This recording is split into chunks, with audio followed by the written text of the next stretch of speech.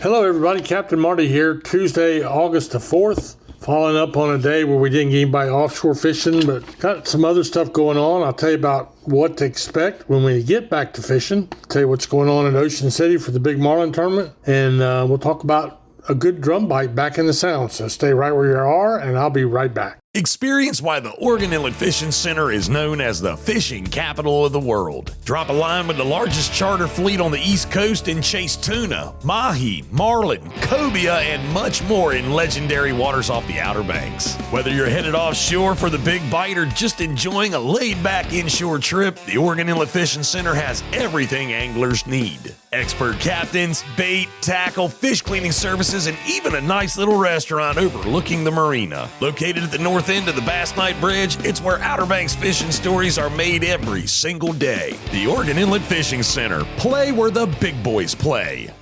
Are you ready for a fishing thrill like no other? Oh, there he is! There he is! Oh, got him up! As seen on WikiTune at Outer Banks, the Carolina Girl, captained by majestic Jesse Anderson, is a custom, luxurious 53-foot Jarrett Bay built boat running out of Hatteras Harbor Marina. Let Jesse and her crew give you a fishing experience of a lifetime. To book a trip, go online to CarolinaGirlSportFishing.com. Carolina Girl Sport Fishing, your offshore adventure awaits. So as advertised, the Hatteras fleet and the Oregon Inlet fleet that I could find did not go offshore fishing yesterday. And fishing has been okay for the Hatteras fleet. They've had blackfin tunas and dolphin, a few wahoos. Really, that's where their focus has been. The Oregon Inlet fleet has been having some good blackfin tuna fishing, some mahi or dolphin, and some of the numbers are pretty good, limits of dolphin for the charter boat guys, and a real good white marlin bite. In fact, it's been really, really good at times, and all of us are hoping that we're going to see that hold on till we roll into the Alice Kelly tournament this Sunday at Pirates Cove. But they all had a day off today. Captain Omi Tillett used to always say, even the fish need a day off every once in a while. The inshore fleets in Hatteras been catching blues and Spanish and drum, and the inshore fleet at Oregon Inlet has just been picking away at blues, Spanish, moonfish, and then doing a little bottom fishing for triggerfish and sea bass. So that's about all we have there. Surf and pier fishing, the same thing. Really generic report. Water temperatures from 78 to 82 degrees, depending on where you want it to be, and everybody is picking. Spanish mackerel leading the list of bites, all on metal lures, cast and retrieve, or jig fishing. So that's good. And then second on the list would be probably a tie between the bluefish and the sea mullet. Bluefish you can catch on metal lure or on the bottom. Sea mullets are definitely a bottom target. That's what we have going on the piers and the surface. Just really picky. We have had some big king mackerel caught over the last few days off the piers. That's a trophy fish for a pier fisherman, and they get out there on the end of the pier with a live bait on a pin rig. They might catch a cobia, they might catch a tarpon. They ain't gonna tell them what they're gonna catch, but it's been really challenging a little bit with the way things are going. But every day we're seeing a few king mackerel caught, and no one pier seems to be any better than the other. The numbers are just not that great. But anyway, otherwise on the surf, all the way up to the Virginia line, there's a few spot and croaker in the wash. You want to use the freshest bait you possibly can. Sand fleas are good. Fresh shrimp, plenty of that around right now. So anything fresh is going to be good. If you hit the big market stores and bought you a frozen package of mullet, you are already behind the 8-ball. So you want fresh bait when you can get it, always. Keep that in mind. So we'll take a little break here. I'll come back and talk to you about what's going on in the backcountry, and also a little update on the Ocean City White Marlin tournament. So stay right where you're at.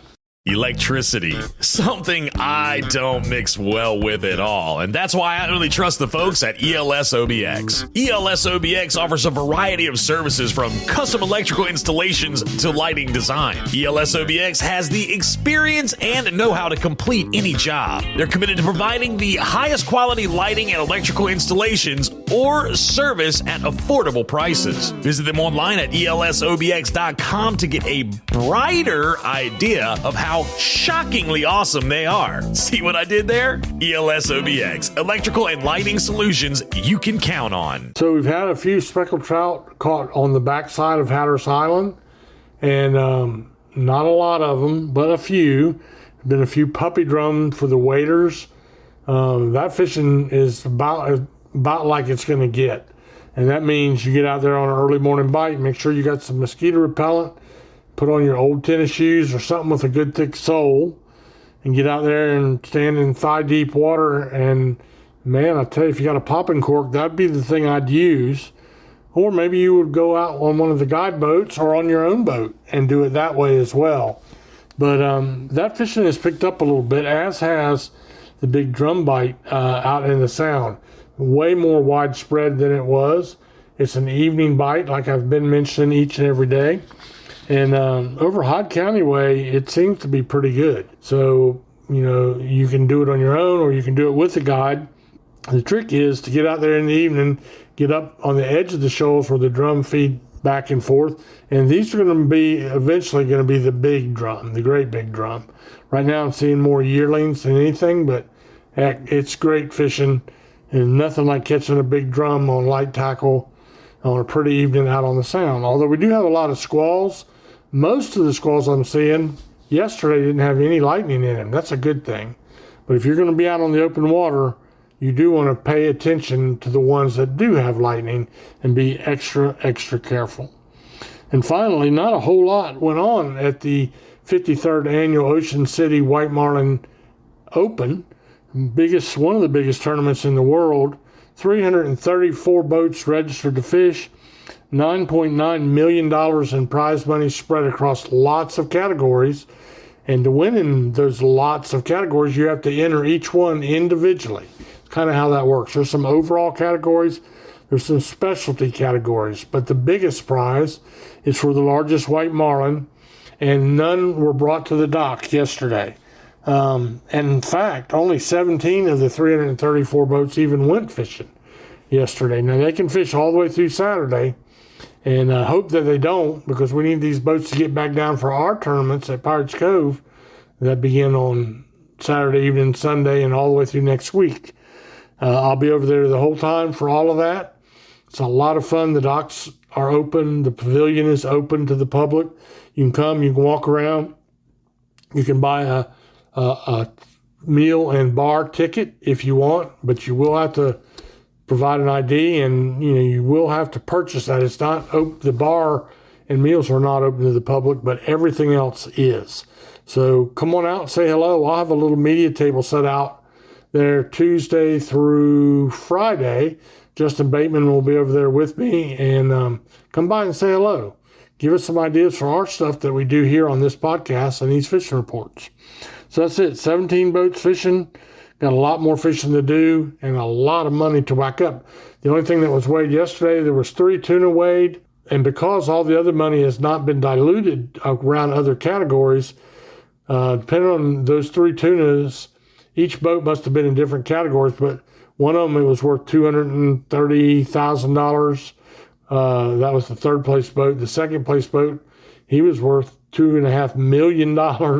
And the top boat must not have been in all the categories by weight, but he was going to win $1.5 million, something like that. Problem is, those fish are probably not going to hold up. They're all very similar in weight, and there's a lot of those size tunas around right now. So that's all I got for you on the report today. We'll keep you posted. The best bet, if you're here to fish on the Outer Banks already, is to get in your local tackle shops, get double hook bottom rigs, and take the kids out there to fish in the wash and catch spots, croakers, and sea mullet and pompano. That's a gimme. They're fun to catch, fun to eat.